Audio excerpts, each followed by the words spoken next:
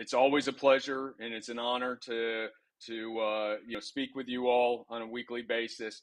Come back next week. We're going to have some great topics, maybe even a couple of guests on the show, and we'll see you then. Thanks. This has been a NowMedia Networks feature presentation. All rights reserved. Investing in real estate doesn't have to be a pipe dream. But how do you find, analyze, renovate, finance investment properties without getting ripped off? My name's Andrew Glisson. In 4 short years, me and my team built a portfolio of 200 rental properties in multiple cities as a hobby while working full-time. We took all of that experience and built a mentorship program called the Victory Strategy to unlock every step of investing in real estate. If that sounds like the opportunity you've been waiting for, look us up at thevictorystrategy.com.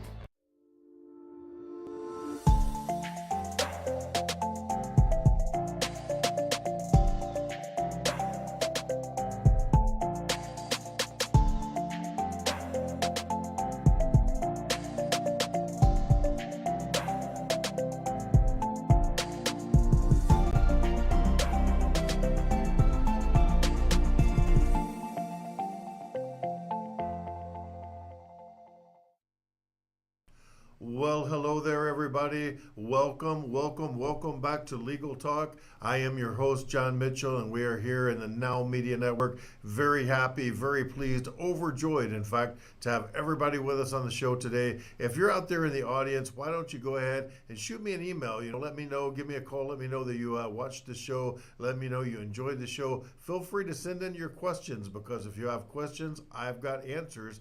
And here is a question that I have been asked many times, and I just got asked this a couple of days ago, and so I thought I'd talk about it today on the show, let everybody hear the skinny on what's going down with the IRS and tax extensions. Now, as I record this here today, it is early in April 2024, and it's people are starting to sweat, right? People are starting to feel that pressure coming on, because the tax filing deadline here in the U.S.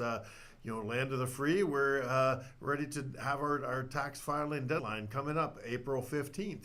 And so people are asking me, John, oh my God, what do I do? The company didn't send me my form on time. I don't have all my information. I'm just not ready. So what do I do, John? What do I do if I need to file my taxes?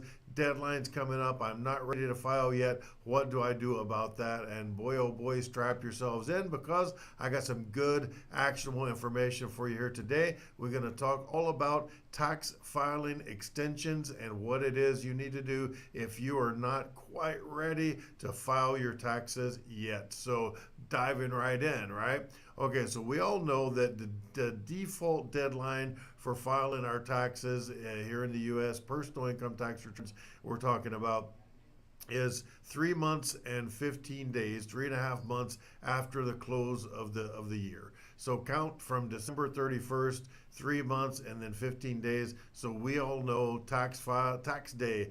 Everybody knows tax day, April 15th, right?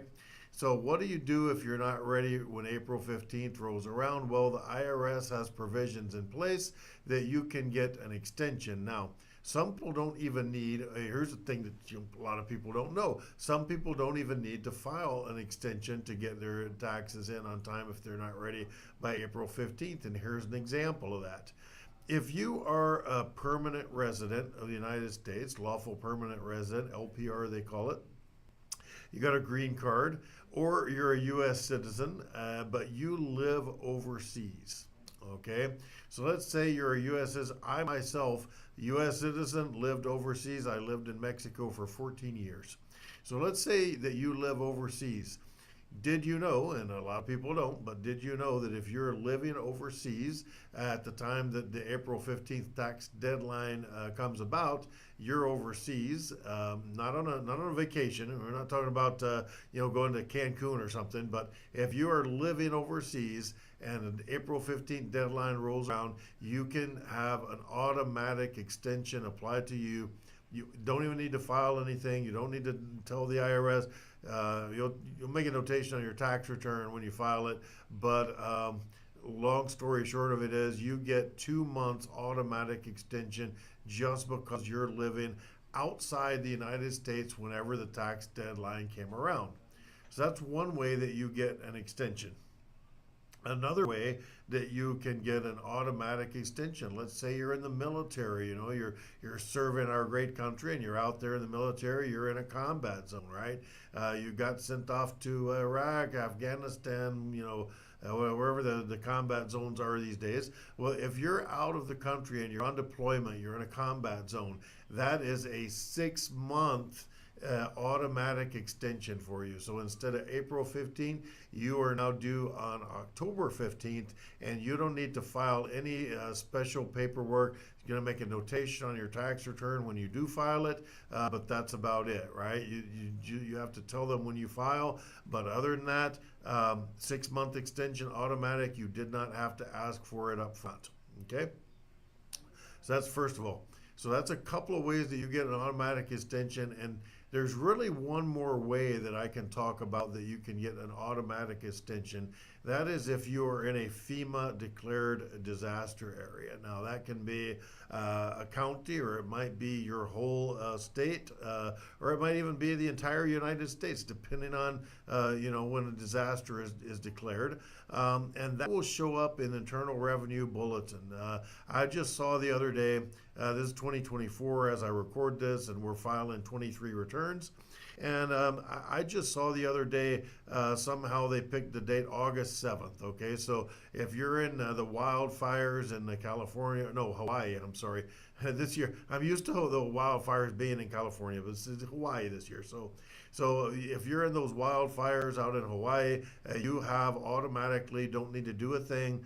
You get an extension, and you don't have to file your tax return until August the 7th. Okay. So that's 3 different ways that you automatically get an extension to file your tax return. Don't need to, fill out any paperwork, send it in, nothing like that. So combat zone, living overseas, or if you're in a disaster area. Okay, so that's 3 ways. Now, if you don't fit in any of those 3, I should say, situations, and then you might still need to do a tax return, and you just don't have all the paperwork, you're not ready. Who knows? I mean, there's thousands of reasons why you might not be ready on time. Most of the time, it's because somebody that was supposed to give you a form did not give it to you on time, and so now you are just not ready. You don't have all the information you need to file your extension or file your return. So you get an extension. So the way that you file for an extension, you fill out the extension form, and you don't have to give your reason or anything. Fill out the form, put your name, address, social, and then very important, and we'll talk about this more in just a couple of minutes, but very important, you have to estimate. You have to figure out more or less your best guess, your best estimate, what kind of tax liability you're going to have due, right? You think, when you do get your information together, you think you might owe $1,000, okay? So you need to file that extension and send in the money by April 15th if you don't want to incur any interest and penalties. So very important, to do that because, as I say many times, an extension to file your tax return is not an extension to pay. A lot of people get that confused, man. So don't get that confused. Your payment deadline is still April 15th. Now, when you file that automatic extension, that extends you out. You used to be a 2-step process. Now, you'd file for an extension, they'd give you 4 months, and then you file again, they give you another 2 months. Now it's just an automatic 6-month extension, and the form literally says that application for automatic 6-month extension, right? So if your taxes are due on April 15th and you file for the extension, that's 6 months, so count 6 months out, boom, October 15th, that's your new deadline, right? Now, again, when you're filing this extension, you need to be sure that you make an estimate of how much tax you're going to have due, and you need to make sure that you pay that, before April 15th. Again, it's going to get rid of, make sure you don't have any interest or penalties, and that's going to take care of you, square you away. Now, there is a provision in the rules that if you had reason to believe that you owed money and you just put a zero down on the extension form, IRS can call that not a valid extension. It can go back and take that extension away and say that you owe taxes and interest and penalties back to the original due date, right? So they can invalidate that extension if you don't pay anything. Now, if you file an extension and you really didn't owe anything, that's fine, right? So they're not going to penalize you for that. But if you think that you're going to owe something, whip out your crystal ball, your Ouija board, whatever it is, maybe your calculator, abacus, whatever you do, figure out what kind of a tax liability you might be facing and go ahead and get that money sent in by April 15th. Now, you can file the extension anytime on or before April 15th. So you can file that, on March 17th if you want. You can file it, heck, you could file it on, January 20th if you wanted, right? If you know you're going to need extra time, go ahead and get that extension filed. And, a lot of tax professionals will actually automatically file an extension for every one of their clients. Now, you can do that, and it's not really a big deal. I've seen it done many times, and nothing bad really happens. I don't, think that that's really best practice, but some tax pros do that for their clients, just automatically make an extension request, right? So you can file the extension anytime up to April 15th, which would be your original deadline, right? Now, don't come back and file that extension on April the 16th, because guess what? If you didn't get the extension in by the filing deadline, now that's not a valid extension. If you try to do that electronically, it will just give you a reject code and it will not even go through. So you're not going to get your extension filed if you're filing it late, right? Now, if you're filing by mail, IRS has what they call the mailbox rule.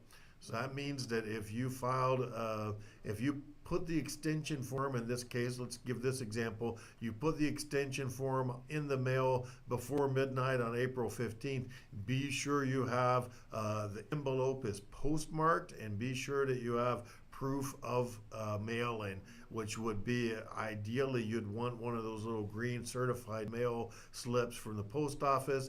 You fill that out, you get them to stamp it. Now you've got proof that you mailed it, and as long as you mailed it by April 15th, on or before April 15th, you're good to go, and the IRS is going to honor that extension for you.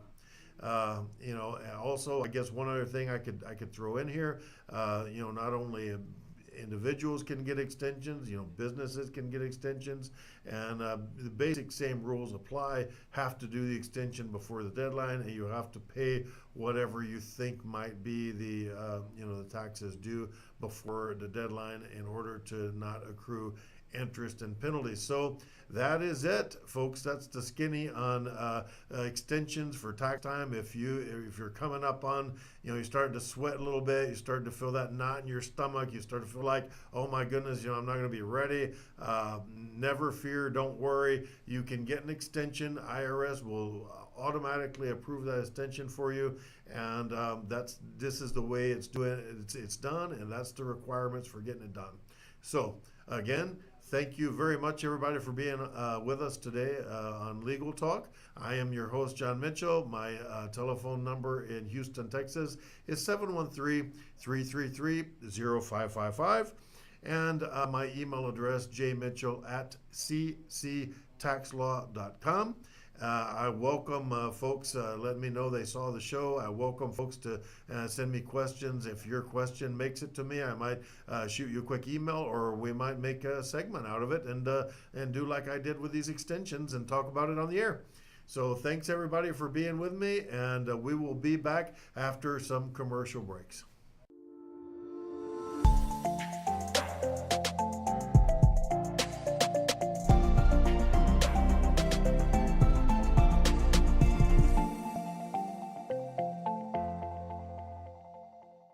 Are you nearly maxed out on your credit cards? It doesn't matter if you're using your credit cards for fun or to survive. At the end of the month, your statements come in, and you can either pay them or you can't. If you can't, late fees and interest rates get tacked on. And now you're struggling just to make the minimum payment due. Do you feel trapped? Am I talking to you? Good, because I personally researched some companies that can help you. They may be able to reduce your credit card balances by 50% and stop the late fees. If you qualify, please call our special debt hotline number right now for a complimentary free 5-minute consultation. Deal with your credit card problem now before it gets much worse and put more money back in your pocket. Trust me, I've been there too. Call right now. Call 855-993-2096 right now. That's 855-993-2096. What if you could make a free phone call and reduce your car payment by as much as $83 a month? Right now, you could be paying as high as 20% interest. Your new interest rate could be reduced to as low as 2.48%. You can refinance any existing car loan or leased car and save money every month. Take 5 minutes of your time right now. Make this free phone call and learn how to save hundreds of dollars a year by refinancing your existing car loan. These are the top 3 questions I get from people about investing in real estate. How much money do I need to get to the next level? How do I find good properties to invest in? Can I even make money in this business when interest rates are so high? I answer these questions and many more in my online course, SFR University, where I show you the strategy that I used to build a multi-million-dollar real estate business in 4 years from scratch. Whether you're just starting out or someone who's looking to scale, this course will have something for you. Join us at sfruniversity.com. See you in the course. Do you have diabetes? If you have insurance, you may qualify for a new continuous glucose monitor. With CGM, you can continuously track your levels and trends, spend more time in range, significantly lower your A1C, and share important data with loved ones and caregivers. Most importantly, a CGM eliminates the one thing most people with diabetes hate: painful finger sticks. Take charge of your health. Order your new continuous glucose monitor today. If you use insulin and have seen your diabetes care provider within the last 6 months, you may qualify for a CGM today.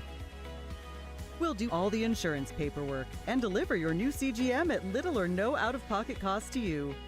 Medicare and most insurances cover continuous glucose monitors, so don't wait. Have your insurance handy and call the CGM Health Hotline now.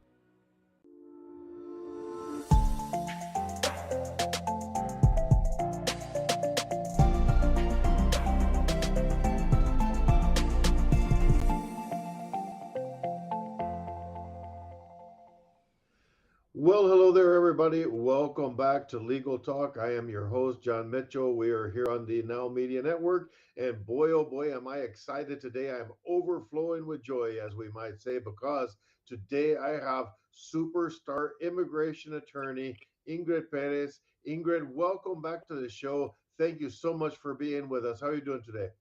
I'm doing great. Thank you for having me. Yes, absolutely. It's our pleasure, man. I know you're going to have a lot of excellent, great information for the audience out there. And let's dive right in. The inquiring minds want to know, right?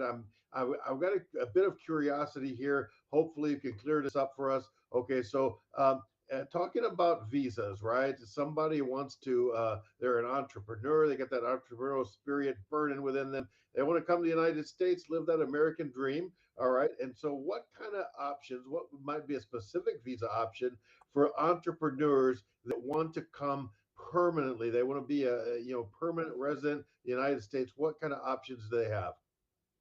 Sure, there are several options, and I can discuss them briefly. So the first option would be a visa called EB1A for extraordinary ability. This is the first preference category of this visa based on employment, and it's available for entrepreneurs who've reached an international level of success, for people who have extraordinary ability in business. So that's option number one. Option number two would be a visa called the EB2 National Interest Waiver. These are for people who are self sponsoring, so entrepreneurs could self sponsor for this green card and they can come to the United States through their enterprise if their work is in the national interest. So, for example, they are going to be creating jobs, creating significant economic movement, or working in an area that is of specific interest to the United States. And the final option would be a visa called the EB-5, which is one where if you have the money, you can get it.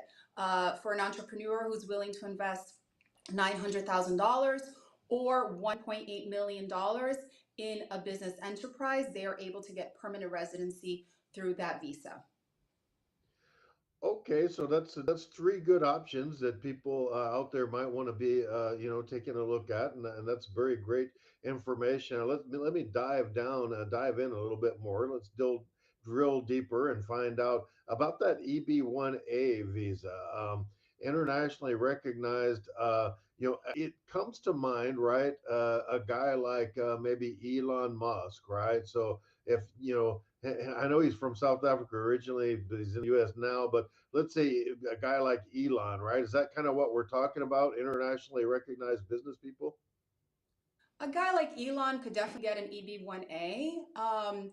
Obviously, not everybody is like Elon, but they've reached a certain level of recognition internationally that they could qualify for an EB-1A. However, the EB-1A is really difficult to meet the eligibility criteria. Immigration is very strict. So it does naturally exclude a lot of people in this category.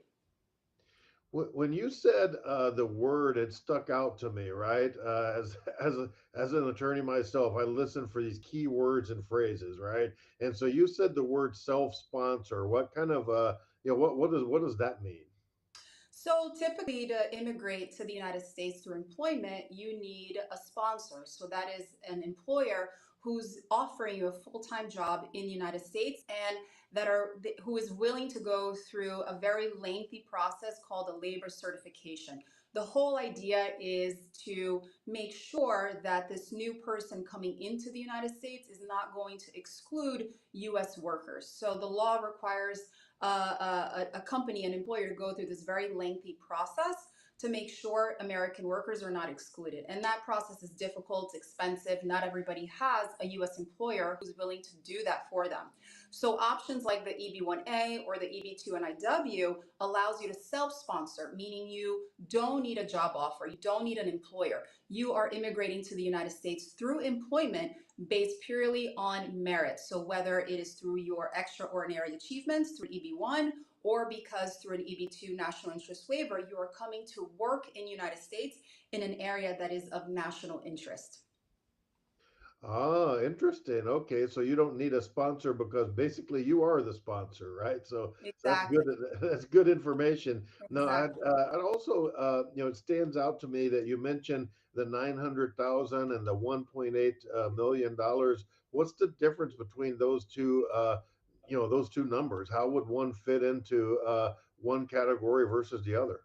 Sure. So for the EB-5 program, for the EB-5 visa, there are two types of investments. The first one is a minimum or $900,000 investment that you make in something called a regional center. A regional center is sort of like an entity that pulls together investors' capital contributions to this big investment pool. And from that, you're able to get a visa through the EB-5. So it's a designated regional center, maybe like a big hotel or theme park that takes outside investors' funds to invest the project, right? And through that, a person can get an EB-5. If that's not an attractive option for an entrepreneur and they want to invest in the United States through their own business, they need to spend at least $1.8 million. Obviously, there are other requirements too, like job creation, all of that. You have to show that your funds are coming from legitimate sources. So it's a lot more complicated than that. But the minimum barrier to entry is that $1.8 million that the entrepreneur is going to be investing directly in their enterprise. Right. Okay. Gotcha. Oh man, this is so good. This is such good information. I'm so happy and pleased to have you with us and have you sharing that great information out there. Now, this brings up a question in my mind, right? Like, let's say if I were a foreign guy and I want to come live that American dream, and I'm looking at I want to come to America, right? I'm looking at these options. Now, I'm not as smart or as handsome as Elon, and I don't have, $1.8 million. So what might be the best kind of option for me in that kind of circumstance? Maybe an EB2 national interest waiver. We immigration attorneys call it EB2 and IW. You speak to any immigration attorney, they'll know what an EB2 and IW is. The EB2 and IW is great for entrepreneurs because entrepreneurs cannot self-sponsor, right? So it is one way that an entrepreneur can come to the United States. However, the endeavor or the proposed work that the entrepreneur is coming to do has to be in the national interest. And that is there's a very clear definition, right? So national interest means you're coming to work in an area that is of strategic importance to the United States. And I can give you some examples. I've worked with entrepreneurs who worked with engineering, right? They are engineers by trade, and they have an engineering company, and they're coming to the United States to set up an engineering consultancy firm to offer services to, maybe a construction company or the government or other areas within their engineering profession. I've done entrepreneur EB2 and IWs, for example, for a person with a food fabrication company in their home country, and they were coming to the United States to bring their product over. And this person specifically was working with gluten-free products that were organic, ethically sourced, and the argument for the national interest of that endeavor was that Americans have gluten intolerance. We need more gluten-free options. So things like that, right? I did another one for a person who's an entrepreneur in their country, and what they do is they refurbish machinery and equipment for small manufacturers and resells it in the secondary market. So the argument for that was, well, he's coming to the United States to help the United States circular economy, right? Keeping these machineries and different equipment out of our waterways and landfills, and giving small manufacturers an opportunity to add these important equipment to their operations and not spend an absurd amount of money trying to build up their businesses. So you got to be creative. You got to think about it in those terms. Job creation is really important, right? Investing in the U.S. economy is really important. So working with an immigration attorney is really important to kind of define that case for immigration. Yeah, well, you folks heard it out there first. And so, very important to be able to find a qualified professional like Ingrid to be able to walk you through all the complexities of this. And so, my final, I guess, kind of question that, flows naturally from what we've talked about. So, let's say that last option that you gave us, the EB5, how would somebody go about, what steps would somebody go about? How would I do that? Well, the way that I work, at least when a person contacts me and they're interested in an EB2 NIW, I do an initial screening. They have to fill out a questionnaire, provide some information, maybe a CV, so that I can do an initial screening. And then we have that first initial meeting to really talk about the endeavor, their background, what is this case going to look like, what types of documentation do they have. And then once they decide to hire me, we proceed to prepare the case.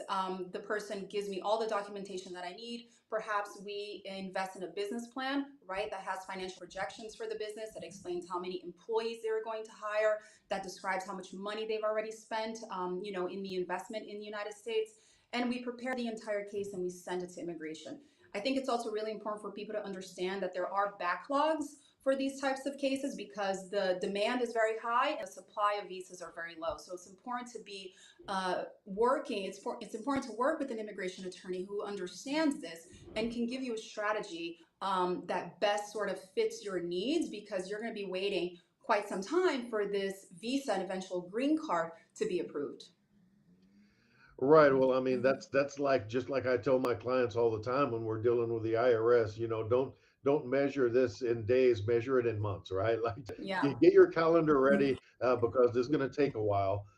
So, man, Ingrid, I am so happy and appreciative to have you with us on the show. And that's excellent, great information for everybody out there. So let's say if somebody wants to find the best immigration lawyer out there, how would they go about contacting you, Ingrid? Go to my website, ibplaw.com. All my contact information is there. You can send me an email, call me on the phone. It's all there. Oh my God, that's wonderful, Ingrid. Well, again, like I said, thank you so very, very much for being on the show. This has been Legal Talk. I'm your host, John Mitchell. We are on the Now Media Network, and we will be back next time with you. Thanks again, Ingrid, for being with us. Thank you.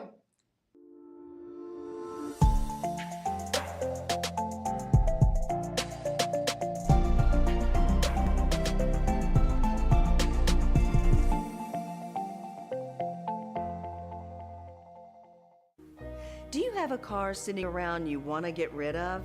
Well, here's a great idea.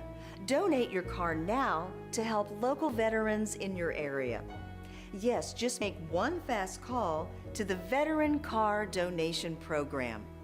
Within a few days, we'll come and remove your car for free. You can donate any car in any condition. We'll use our vast network to sell it.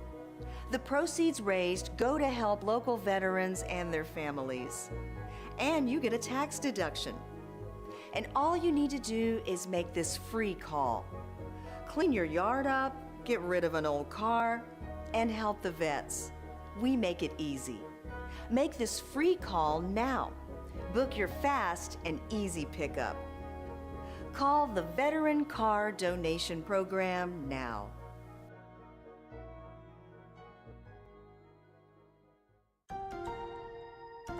If you're on supplemental oxygen, heavy and awkward tanks can be a burden. Now you can leave home and leave the tanks behind with Inogen, portable oxygen therapy that moves with you. With my Inogen, now I'm able to do the things that I've always loved. I just press the button here, and there's my oxygen. Inogen systems are so small and light, you're free to leave the house without the hassles of an oxygen tank. I could play golf again. I could go grocery shopping. I'm free again. With the Inogen, I can handle my own oxygen. I can carry my own oxygen. I go anywhere with this. Look how small it is. And right now, you can try an Inogen portable oxygen system for 30 days risk-free. Call us right now. If you qualify, we'll send you an Inogen system to use for 30 days risk-free. Your insurance may even cover your new Inogen system. If you're on oxygen, you need to be using an Inogen. Call 800-367-1753. That's 800-367-1753. How would you like to go on a 5-star vacation for just $99? We're talking about the quality of a Westgate resort for $99. Not for one night, but for 3 fantastic nights at one of their luxurious destinations across the United States. And you'll even get a free $100 Visa gift card just for making a reservation. We've got some of the choicest destinations that you'll love in the United States that you can choose from for just $99 for a 3-night stay. Take your family, take a special loved one, but get away. Go on vacation with Westgate Resorts. Call now to make a reservation for just $99, and you get a free $100 Visa gift card. Call Westgate right now and book your vacation. Here's the number. Call 877-930-3491. That's 877-930-3491. Again, 877-930-3491.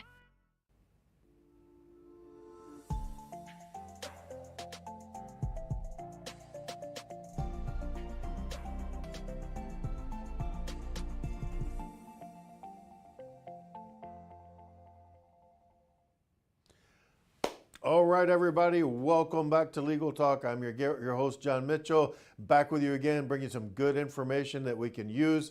And this is another question that I've been asked. Now, we've been talking lately about the Dirty Dozen, right? So every year, you Google this, it comes right up.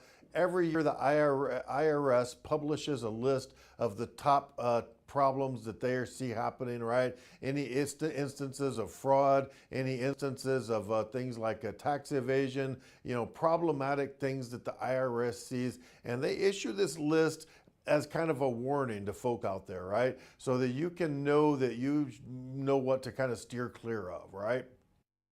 So one of the things that happens, and it has made the Dirty Dozen list, believe you me, for several years now.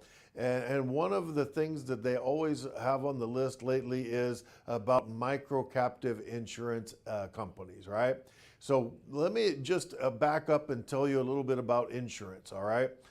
Just a few days ago, I wrote my monthly check to State Farm Insurance because, like a good neighbor, State Farm is there with their hand out, looking for that monthly premium payment, right? So now when I wrote that check to State Farm, they take that, they put it in their bank. Guess what?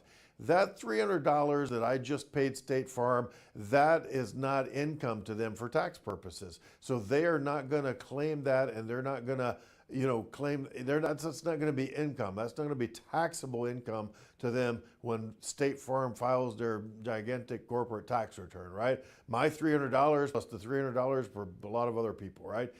Premiums that an insurance company gets are not income to the insurance company. So keep that in mind. That's an important point, right? Insurance companies are taxed in kind of a special way.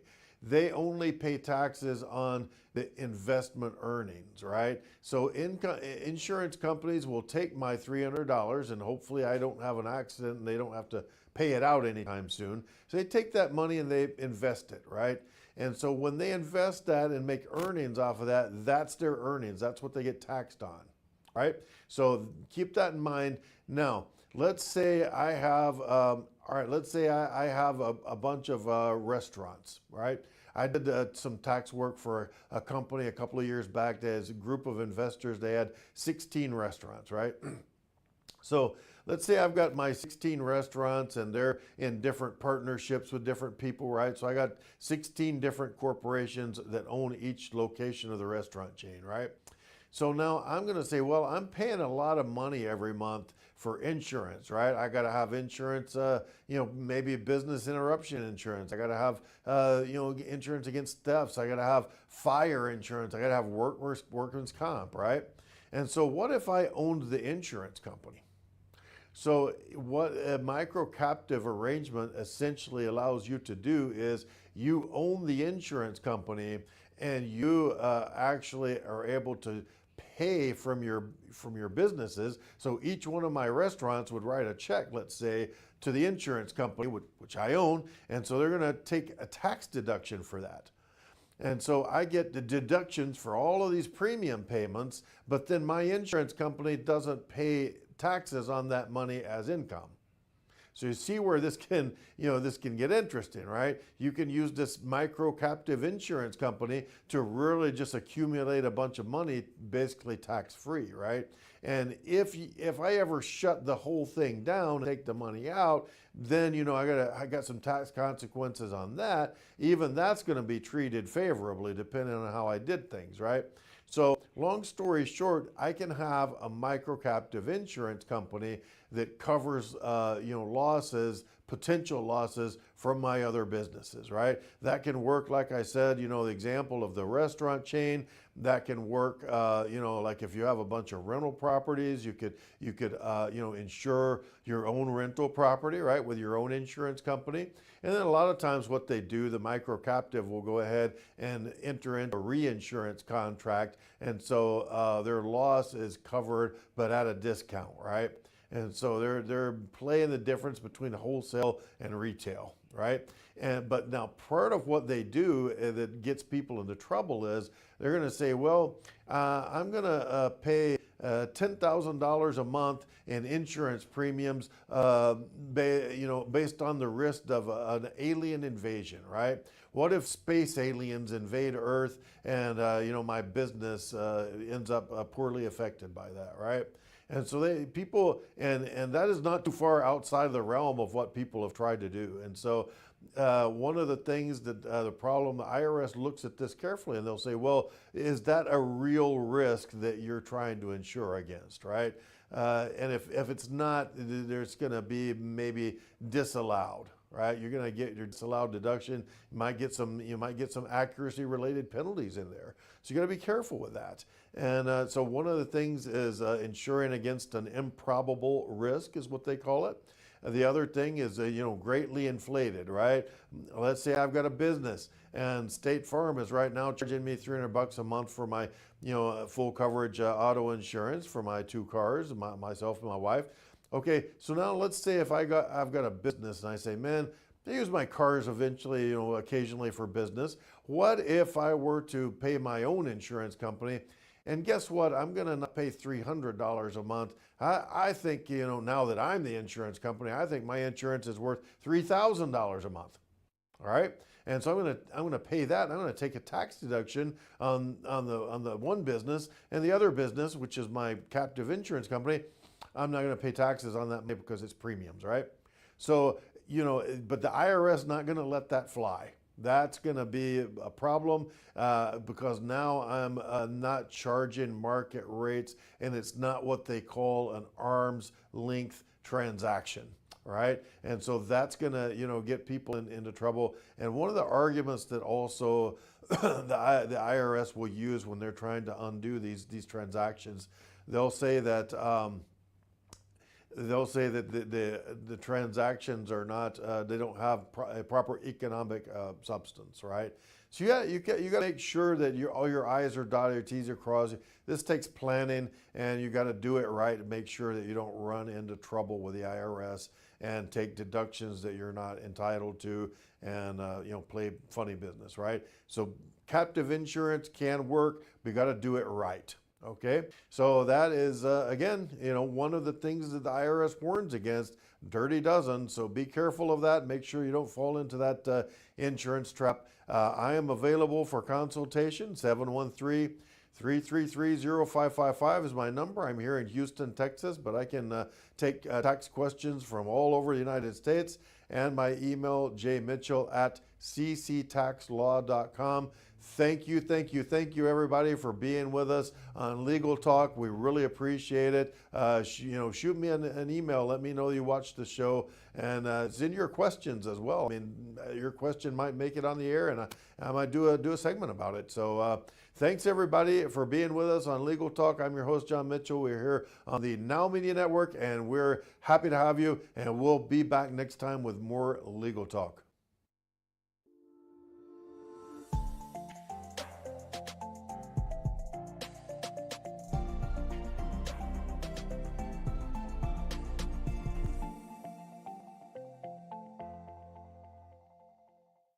Investing in real estate doesn't have to be a pipe dream, but how do you find, analyze, renovate, finance investment properties without getting ripped off? My name's Andrew Glisson.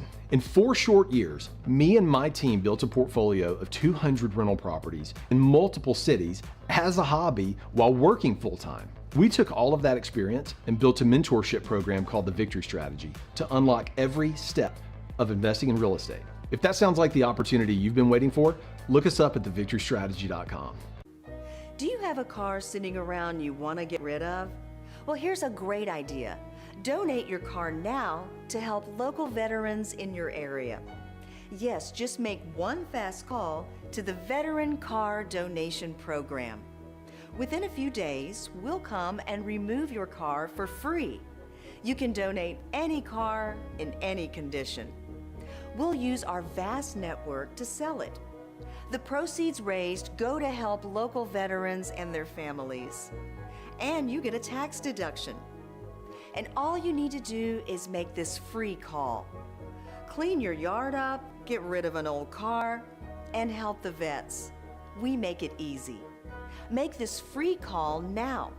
Book your fast and easy pickup. Call the Veteran Car Donation Program now.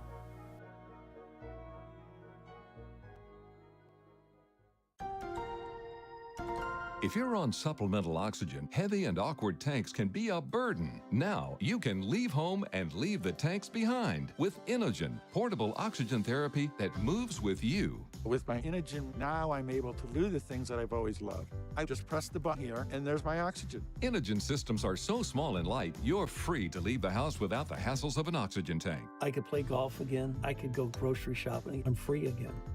With the Inogen, I can handle my own oxygen. I can carry my own oxygen. I go anywhere with this. Look how small it is. And right now, you can try an Inogen portable oxygen system for 30 days risk-free. Call us right now. If you qualify, we'll send you an Inogen system to use for 30 days risk-free. Your insurance may even cover your new Inogen system. If you're on oxygen, you need to be using an Inogen. Call 800-367-1753. That's 800-367-1753.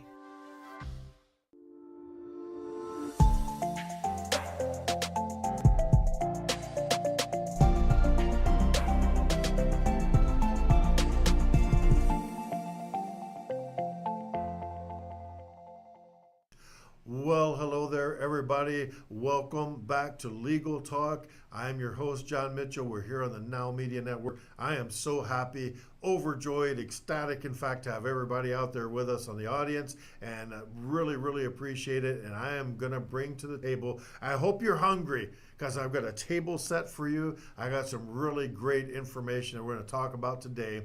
And, I usually try and go out and ask people around me what kind of tax questions do they have. And I can come in here, I can talk about it on the show, and, bring everybody some good knowledge that people can use, the stuff that's going to be important to know about taxes. That's my specialty. Hopefully later on I'll be able to talk about a few other legal issues, because I can do that also.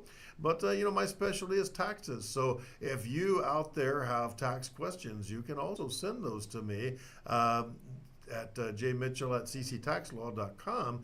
And, if it's a question that's important enough, rises to the level, not some, niche thing, I'll try to answer you individually if that's the case. But if not, if it's a kind of a wide-ranging topic that everybody can get something out of, I love to hear from folks out there in the audience, and I love to get questions, and I will talk about those questions as they come up here on the big show.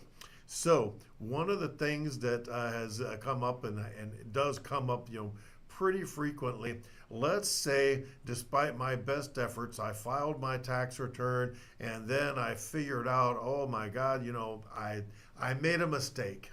Right? My tax returns, I got the numbers. I've seen everything happen from, they transposed numbers and it was supposed to be 619 and they put 691.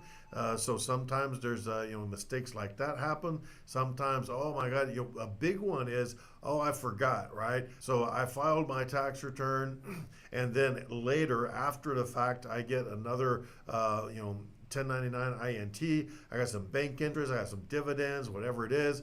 Oh my God, I forgot to include that income, right? So anytime that you have already filed your tax return and then you figure out, oh my goodness, there's a mistake that happened. I made a mistake on my return. I jokingly say, what if you accidentally put your dog, your cat, as a dependent? Don't do that. Can't do that. But let's say you did so, and you did it innocently enough. You didn't know, like, oh my God, I'm a pet parent. That's people say, right? I'm a pet parent. Pets are like my kids. I'm going to put them on a tax return. They cost me a lot of money. I have to buy kibble. I got to take them to the vet. Why do I not get to take them as a dependent, right? They're my companion. I need these animals, right? All that's true, and God bless you, but IRS doesn't see it that way. You cannot claim your pets as dependents on the tax. But let's say you did, and then somebody told you, you did that, you filed your tax return, and then you came to see John Mitchell, and John told you, oh my God, you shouldn't have done that. You're going to get in big trouble. IRS is going to be after you. So now what do, right? So you can file, if you're an individual, you filed a tax return, a Form 1040, right? Everybody's familiar with the 1040, the 1040, right? But a lot of people don't know there is an amended tax return form called a 1040X. Letter X, right? So 1040X, no, it has nothing to do with Elon Musk or, formerly Twitter, whatever it is. No, 1040X has been around for many years, long, decades and decades. That's what they've called it. So that's your form for making a correction. Oops, IRS, sorry, I made a mistake. Let me go ahead and file a corrected tax return. And if you file that corrected tax return, normally, the IRS will accept that. Now, funny enough, a lot of people don't know this. The IRS is not obligated to allow you to file an amended, corrected tax return. Once you've filed your return and the filing deadline is passed, they have discretion to say, no, we're not gonna let you file an amended return. Very rarely do you ever see that. I've seen it, a couple of times. I've been doing this for a good long 30 or so years now. And I've seen a couple of times where the IRS has pushed back and said, no, we're not going to allow an amended tax return. But one of the things you want to do, very important, is if you need to make a change and you need to correct your tax return, one of the big recommendations I always have for people is do it as soon as you possibly can. the minute, the day, the week that you figured out that something was wrong, go ahead and file that. And here's the reason why. Let's say you filed your tax return on January 30th. And then, February rolls around, you get another form. Oh my God, I forgot to include this. Let me make a corrected, amended tax return, right?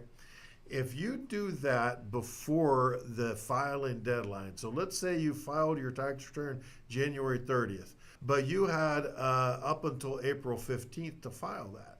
So if you file a 1040X before April 15th, this is getting a little bit technical. Follow along with me because you're going to like this. It's going to be important. So if you filed your correction to your tax return, your amended return, 1040X, if you file that before April 15th, that's technically not called an amended tax return. Yeah, I know, even though that's what it says on the form, right? Right across the top. But IRS, when they process it, it's not considered an amended tax return. It's going to be called what they call a superseding tax return, which what that does is that just knocks out the previous return, and now this counts as your original tax return as long as it's before your filing deadline. Right? So you filed on January the 20th, and oh my God, come around middle of February, oh geez, I forgot, I need to correct something, I need to make a change. Do that, and as long as it's before April 15th, you have now filed what they call a superseding tax return, and you don't need to do anything else. Fill it out, send it in, and that's the difference. There is the IRS has to accept that. Whereas if it's actually a real honest to God amended tax return, they have a little bit of discretion there. They can say, no, we're not going to make the change for you, right? And now the IRS prefers that you not make any additional amended or corrected or superseding filings at all. They'd rather you didn't because it's just double work for them, right? But also the other thing is if they, if you filed a tax return and you figure out there's a mistake on it, well, a lot of people will argue it's incumbent upon you because you're going to file, comply with your legal obligations. You're going to file as best you can, right?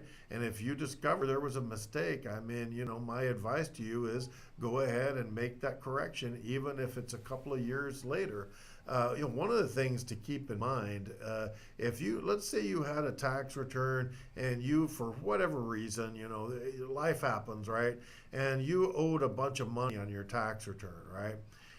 So let's say 5 years goes by and you figure out, oh my God, I made a mistake. It turns out I filed incorrectly. I made a mistake. I don't owe $100,000. It's only $10,000. I moved the decimal point, right? I made a mistake.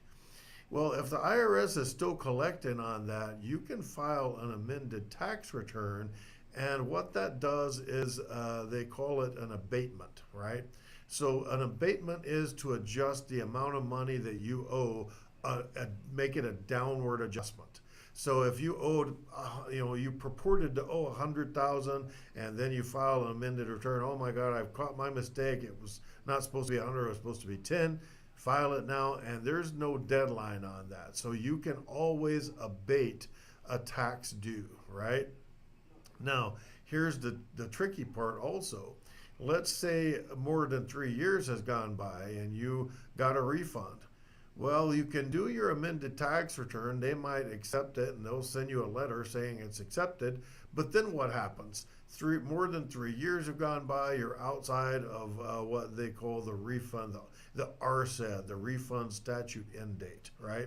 So 3 years has gone by. You're not going to get a refund anymore, right? And the rules go a little bit deeper than that, but I'm not trying to bury everybody in a bunch of rules today.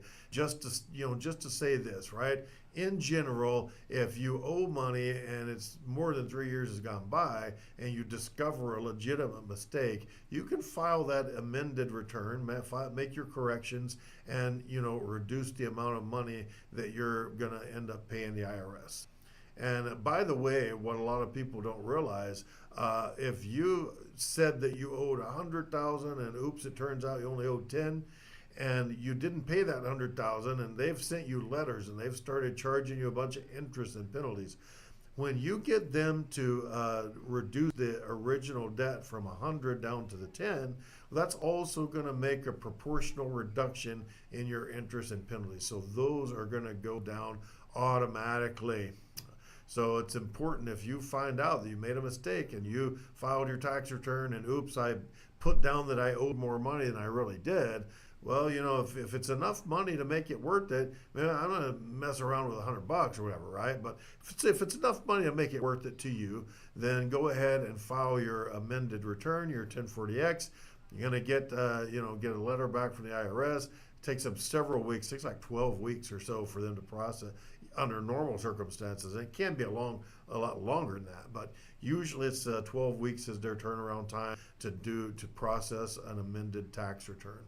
So if you originally owed too much money and you've discovered a mistake, go ahead, file the amended return, and they're going to send you a letter and say, okay, your account has been adjusted. You don't owe us $100,000, you owe us $10,000, right? So you can do that, or it might be if you got a refund you were expecting. If you were expecting a refund, oh hey, instead of owing $10,000, I was supposed to get $1,000 back. But more than 3 years have passed. Well, they're going to send you a letter and say, hey, we corrected your account, but you're outside of the time limit to claim that money. 3 years was your deadline. You're past the 3 years. So sorry. We made the corrections in the computer, but so sorry, no money for you. Bye-bye. Have a nice day. Better luck next time, right? That's basically what the IRS is going to tell you. So, you can always try and make an amended return, make your corrections. Again, if it's past the filing deadline, that's an amended return. If not, it's a superseding. Difference being, IRS has to accept the superseding. They don't necessarily have to accept the amended, although they usually do. And that's the refund deadlines. So if you make an amended return and you're supposed to get a refund and it's past the deadline, so sorry, no money for you. But if you owe money, then you can get the IRS to go ahead and make a correction, and you don't owe that money. And also, final point, just to reiterate, if you correct the original tax amount, that automatically corrects the interest and it automatically corrects the penalties. Okay? So, again, I am your host of the Legal Talk Show, John Mitchell. I am an expert in taxes, all things tax. Been in this game for 30 years. So if you guys out there have tax questions, you can find me at my Houston, Texas location extraordinaire, 713-333-0555. We're in the beautiful Greenway Plaza area of Houston, Texas, but not to worry. I am able to represent people all across the United States, and I have people all across the United States, and I even have clients in other countries that have U.S. tax situations going on. So I'm able to help you, no problem at all, right? Or you can always send me an email, again, jmitchell@cctaxlaw.com. Love to hear from people out there. If you have a tax problem that you want me to represent you and solve, then you can contact me about that. Or if you just want to contact me and say, hey, saw you on the show, you're looking mighty handsome there. You can do that. Or you have a tax question, try and get it on the show for you. So again, this has been Legal Talk. I am your host, John Mitchell. Thank you, everybody, for being out there in the audience and checking us out. And we will be back next time on Legal Talk with more good, excellent, actionable information for you. Thanks so much. This has been a NowMedia Networks feature presentation. All rights reserved. How would you like to go on a 5-star vacation for just $99? We're talking about the quality of a Westgate resort for $99. Not for one night, but for 3 fantastic nights at one of their luxurious destinations across the United States. And you'll even get a free $100 Visa gift card just for making a reservation. We've got some of the choicest destinations that you'll love in the United States that you can choose from for just $99 for a 3-night stay.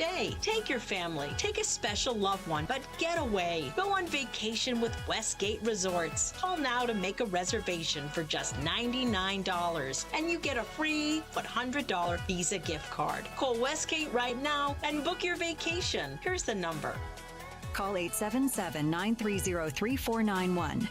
That's 877-930-3491.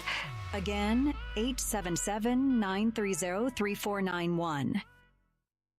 If you've turned 65 recently like me, it's important you find a Medicare Advantage plan that gives you the coverage you're looking for. But finding one can be difficult. The best thing I did, and I suggest you do the same, is call a licensed insurance agent and let them walk you through your Medicare Advantage plan options. There are so many benefits you have access to, so make the call now and let the representatives explain everything to you. Our licensed insurance agents can offer you a variety of Medicare Advantage plans. Plus, the call is free, the information is free, and there's no obligation to enroll. We're here to make it easy for you to select a Medicare Advantage plan that may work for your needs. Finding a Medicare Advantage plan can be easy if you